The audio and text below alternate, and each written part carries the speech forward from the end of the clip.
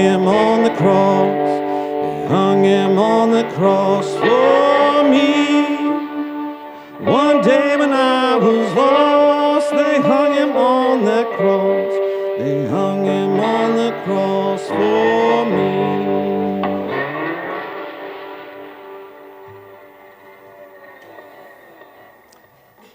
So, where are we in the Easter journey now?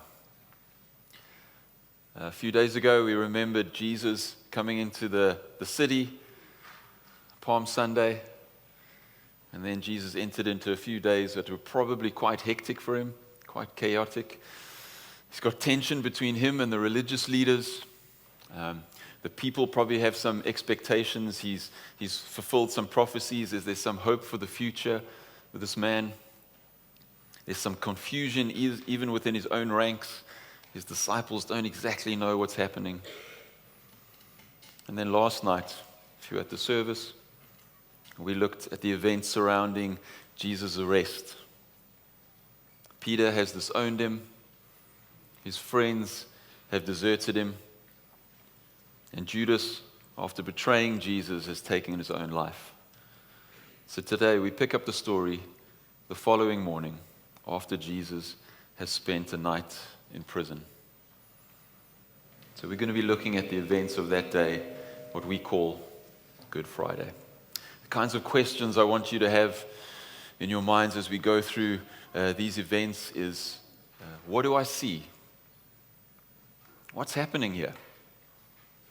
What's happening at that time? Maybe you want to ask, what's missing? What isn't there? Maybe what strikes you as strange or unfair in this story. So, our first scene, we have the governor, Pilate. He's been engaging with Jesus. The religious leaders have brought Jesus to Pilate. They want the maximum punishment for Jesus. And Pilate has interrogated Jesus a little bit, and now Pilate is dealing with a large, growing crowd, and they're getting more and more aggressive, and they are demanding a verdict. Now it was the governor's custom at the festival to release a prisoner chosen by the crowd. At that time, they had a well-known prisoner whose name was Jesus Barabbas. So when the crowd had gathered, Pilate asked them, "Which one do you want me to release to you? Jesus Barabbas or Jesus who is called the Messiah?" For he knew it was out of self-interest that they had handed Jesus over to him. While Pilate was sitting on the judge's seat, his wife sent him this message: "Don't have anything to do with that innocent man, for I have suffered a great deal today in a dream because of him." But the chief priests and the elders persuaded the crowd to ask for Barabbas and to have Jesus executed. "Which of the two do you want me to release to you?" asked the governor. "Barabbas," they answered. "What shall I do then with Jesus, who is called the Messiah?" Pilate asked. They all answered, "Crucify him." "Why? What crime has he committed?" asked Pilate. But they shouted all the louder, "Crucify him!"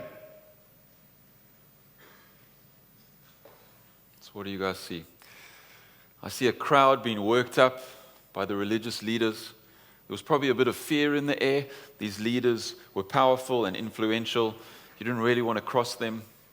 This crowd is made up of people who probably at their base level are quite frustrated, if not angry, because they for years have been oppressed by another nation. So in the back of their mind, they're constantly looking for a savior, looking for a warrior, someone who's going to ride in and save the day. And now they have two options in front of them. Jesus, the preacher-teacher, but it seems like the second option is looking better.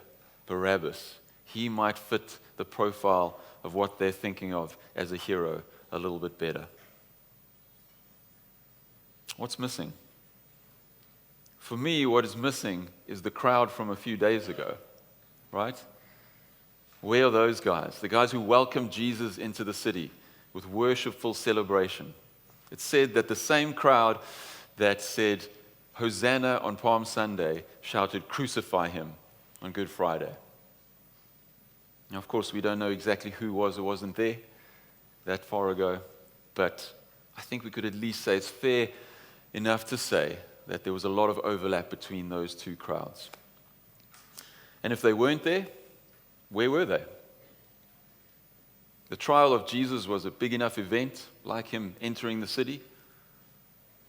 Have they forgotten about Jesus already? Maybe after that celebratory entrance, they started to look at things over the next few days and they started to realize, maybe following and supporting this guy is not going to be that beneficial for us for much longer. The crowd is fickle. The crowd is unreliable, praising Jesus one day, and then soon afterwards, either being absent or silent, or even worse, demanding his execution. Can you see something of yourself in that crowd?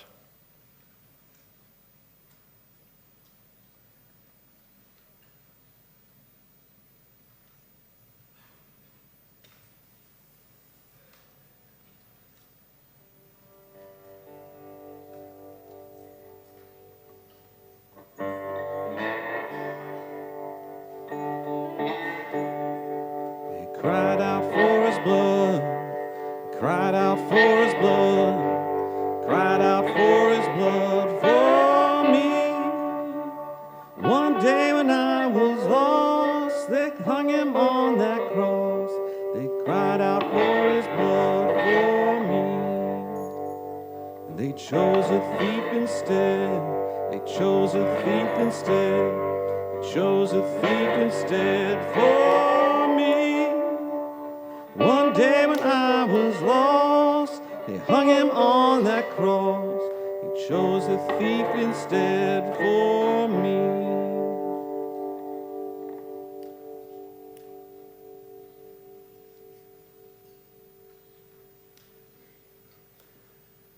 When Pilate saw that he was getting nowhere, but that instead an uproar was starting, he took water and washed his hands in front of the crowd.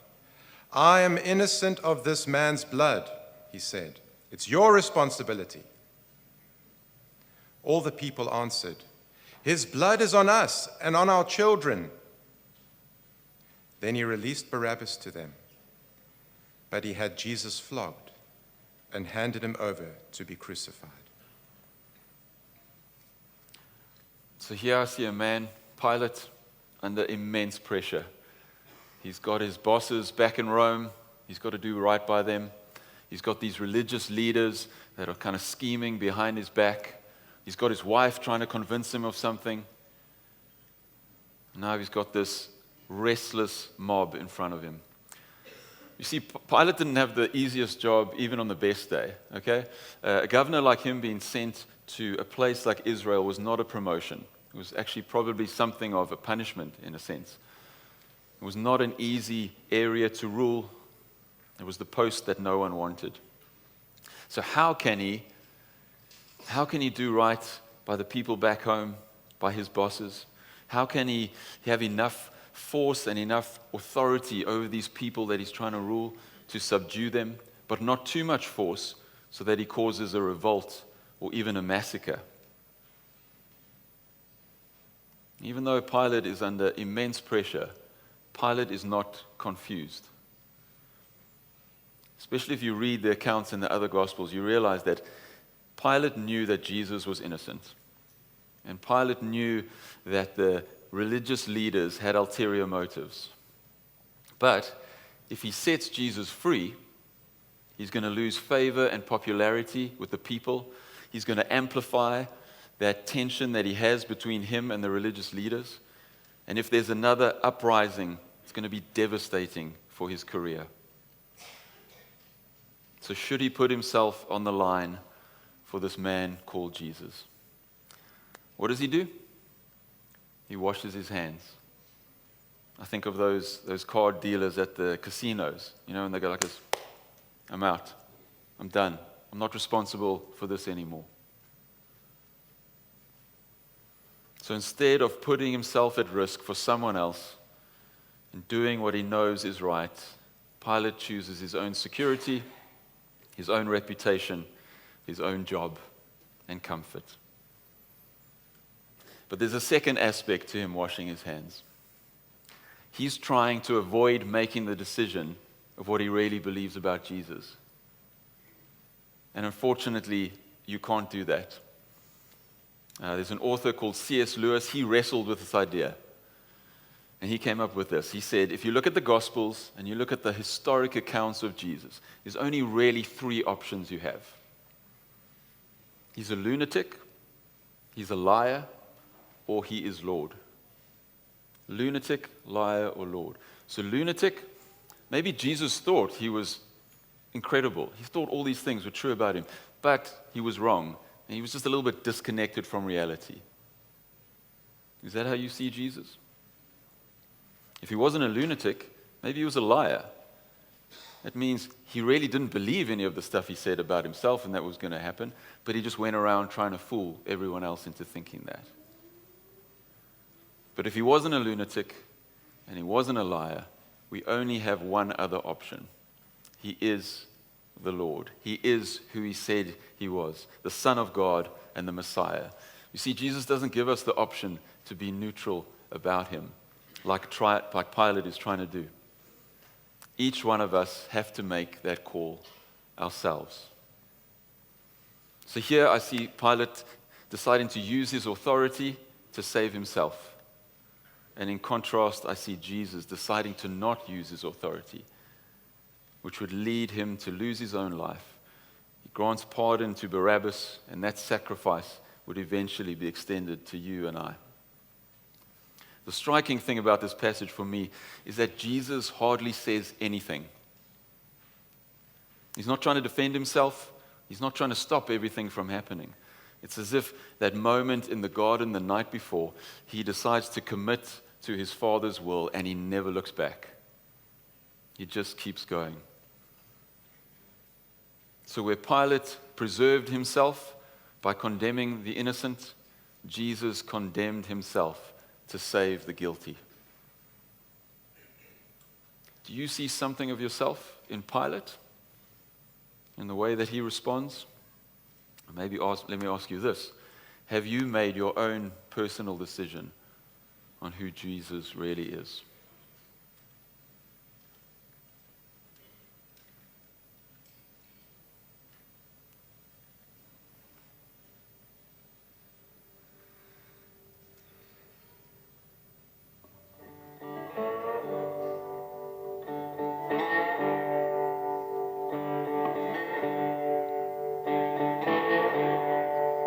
Never said a word, never said a word, never said a word for me.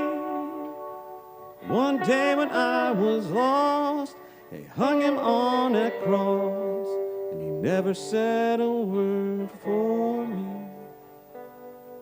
And they sent him to the cross, they sent him to the cross, sent him to the cross for me. One day when I was lost, they hung him on that cross. They sent him to the cross for me.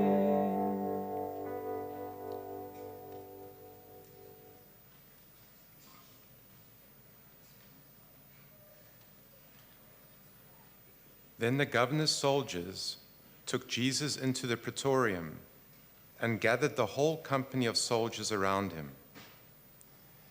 They stripped him and put a scarlet robe on him, and then twisted together a crown of thorns and set it on his head.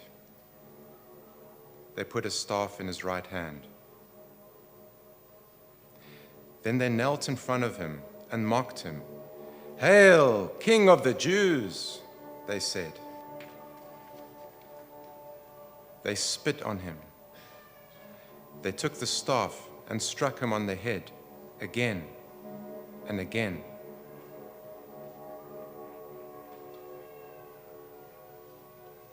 After they had mocked him, they took off the robe and put his own clothes on him. Then they led him away to crucify him.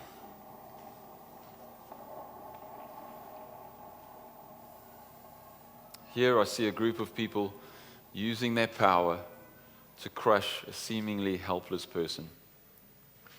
This to me is almost the ultimate version of bullying, right? Bullying is, I'm bigger than you, I'm stronger than you, and therefore I'm going to take advantage of you because I can.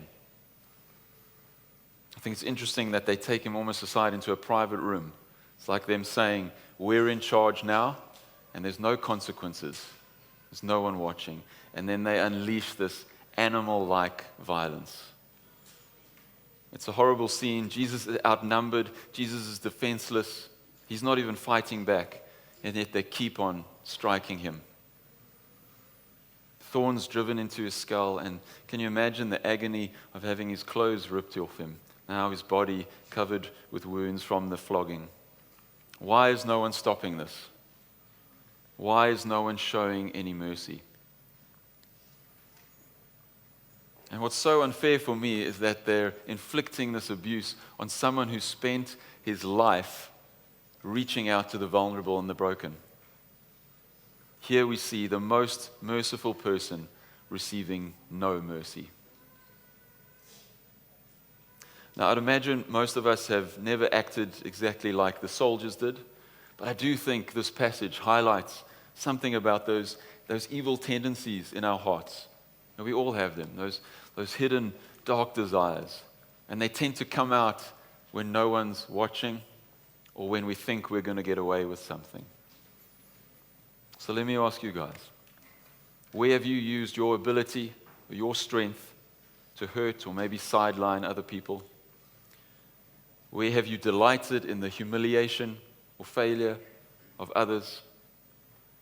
Or where have you not used your power to help people who are vulnerable?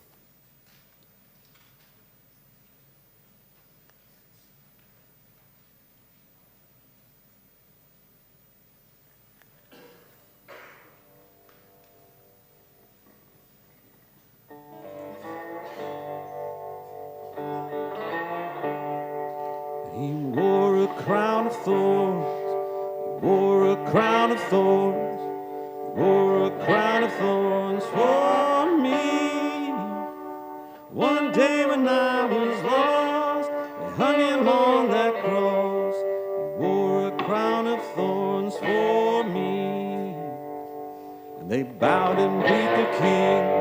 They bowed and beat the king. They bowed and beat the king for me. One day when I was lost, they hung him on that cross. They bowed and beat the king for me.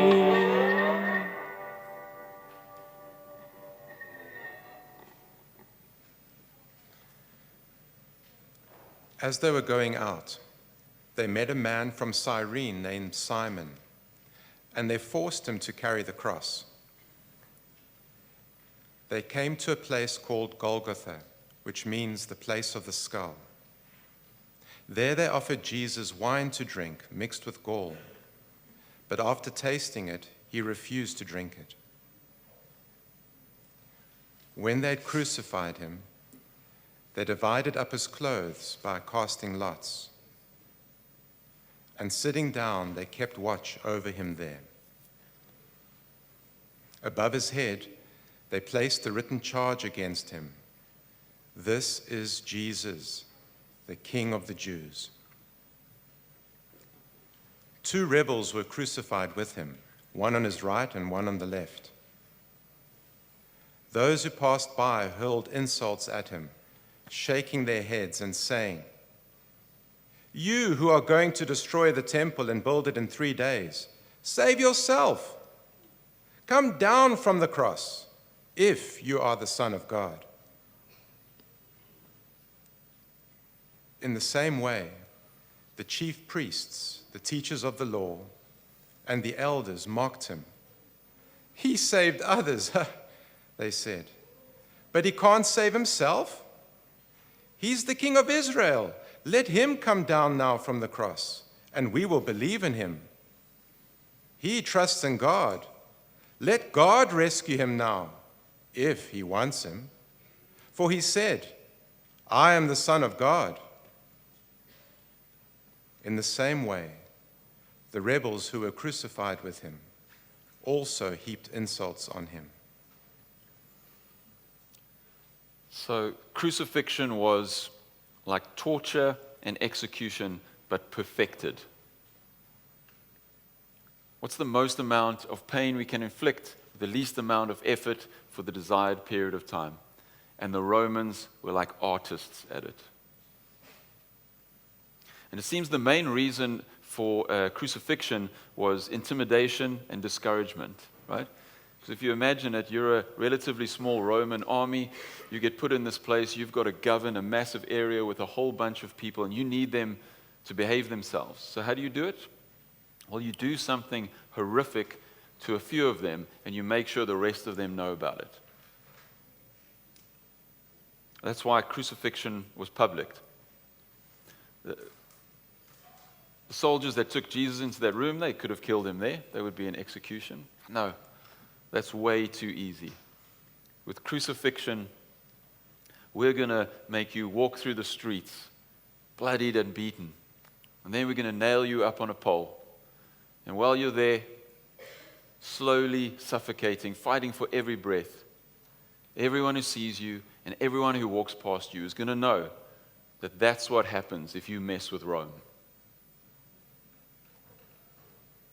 And I'd imagine it was very effective. But can you imagine going through that? The humiliation. Well, you're at your lowest and most vulnerable point. When you're trying to look through your swollen eyes, all you can see is people laughing at you. All you can hear in your ringing ears is people mocking you. Here I see a man in absolute physical agony, emotional humiliation that most of us couldn't even comprehend. But what makes it infinitely worse is that it's happening to Jesus. Jesus, the creator of the cosmos. Jesus, the spotless Lamb of God, being treated like a common thief. The person who deserved the most respect is having his dignity stripped away from him.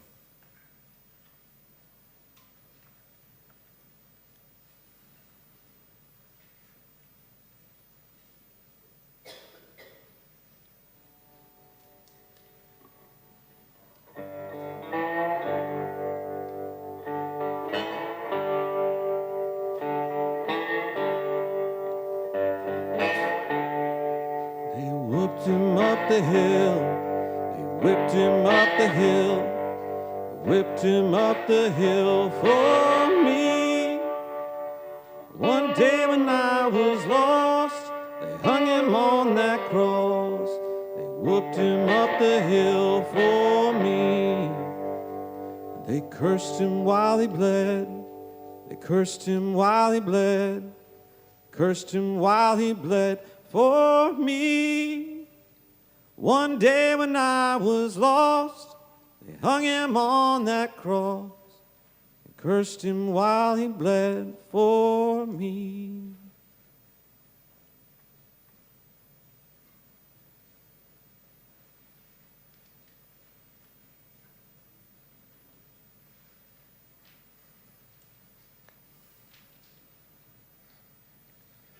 From noon until 3 p.m, darkness came over all the land.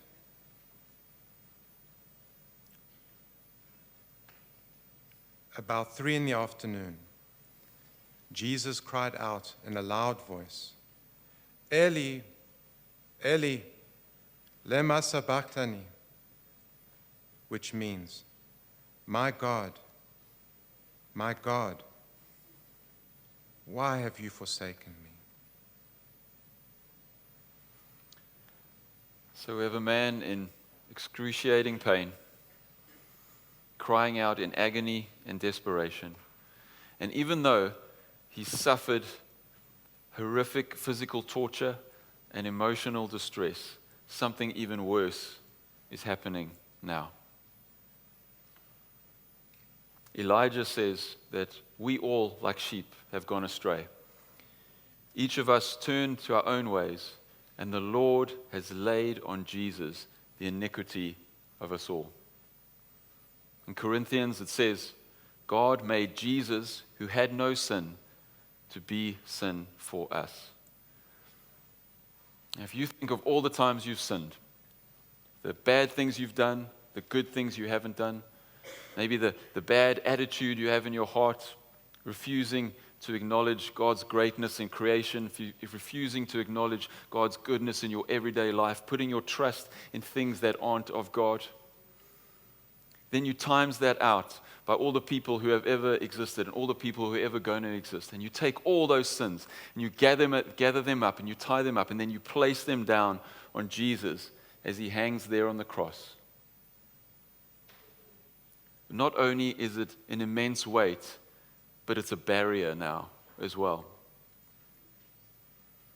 God the Father, so pure, so holy, and now he's got this barrier of sin, our sin, between him and Jesus. And for the first time ever, Jesus reaches out to his heavenly Father, and all that there is a deafening silence.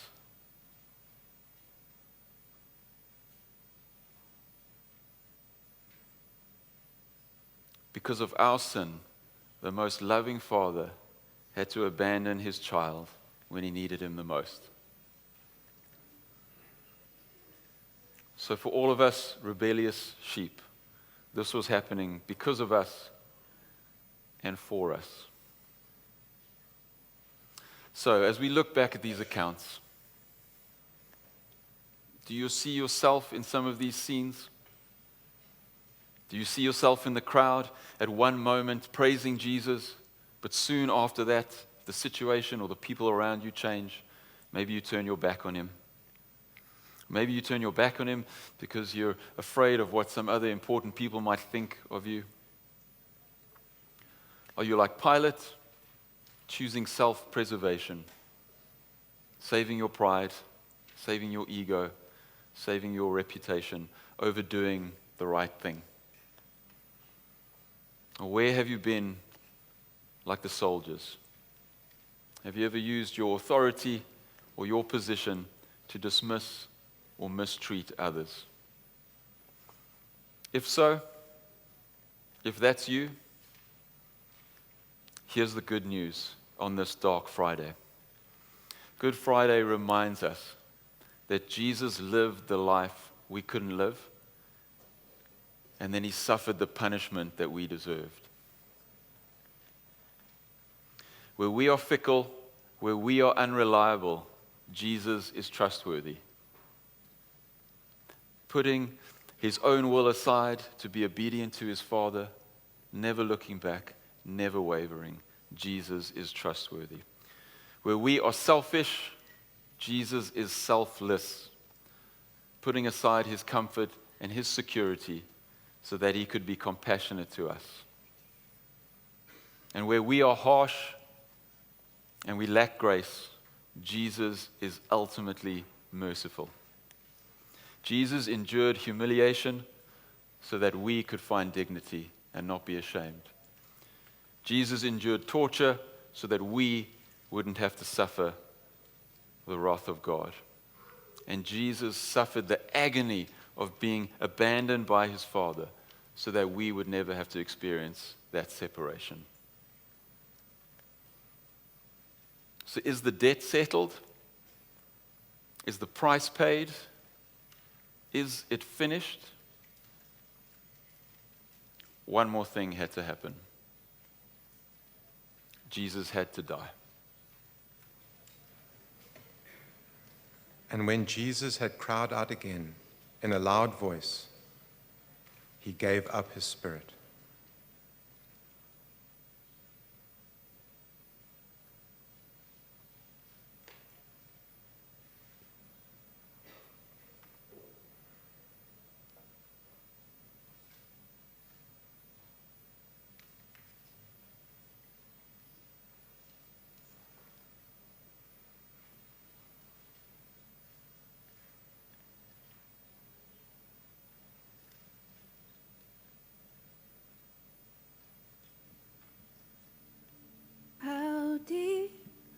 the Father's love for us, how vast beyond all measure, that he should give his only Son to make a wretch his treasure. How great the pain of searing loss, the Father turns his face away, as wounds which mar the chosen one bring many sons to glory. Behold the man upon the cross, my sin upon his shoulders.